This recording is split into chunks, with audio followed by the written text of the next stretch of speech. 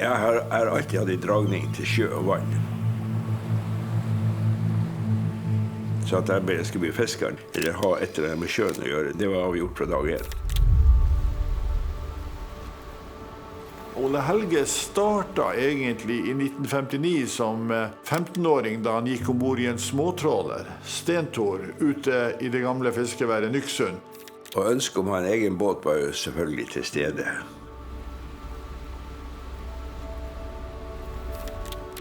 Han arbeidet jo ombord i trålere på den tida, og de var styrt fra Myhre-gruppen.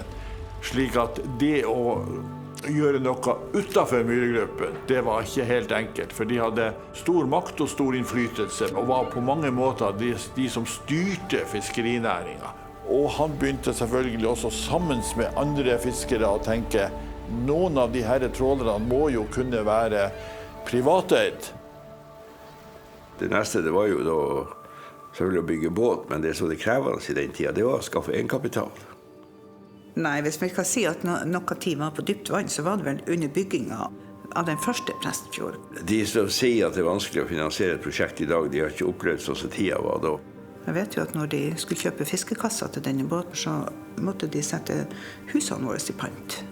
Sjurene hadde pantsett kjerring og unger også.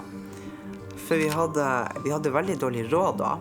Man startet året med at i år må det fiskes mer enn noen trålere før har gjort. Da har du en tøff start. Vi var avhengig både av å ha tillit og ha en drivkraft for å realisere det her. Ja, egentlig så begynte det med at han og Svein Peders, de var et par. Men parallelt med de så var det en gamling som heter Henrik Fredriksen, og så var det han Halvorsen. De søkte også om å få starte. Følgende råd ble gitt fra fiskerilederen. Slå dere sammen slik at dere blir 4 redere på en båt, så lykkes dere.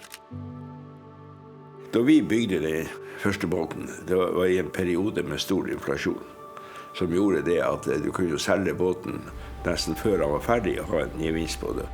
Og noen ville da selge, og en del her på Myhre, som var i samme situasjon som de her 4, solgte sin båt. Spesielt en av de partnerne vi hadde med, som ønsket å selge tidlig, men han ønsket jo også at vi skulle selge hele prosjektet. Jeg hadde tro på å gå videre, og ville gå videre. Så skal du ta ut en kortsiktig gevinst, og så har du et helt arbeidsliv framfor deg. Jeg tror ikke det ville ha kledd han. I den tida så var det sånn at når du skulle ha navn på en båt, så måtte du komme med 3 forslag i prioritert rekkefølge. Det var ikke prioritert nummer 1 etter Prestfjord, men det var jo navnet til innseilingen til Myhre, så det var, sånn sett så var det jo kanskje et naturlig valg.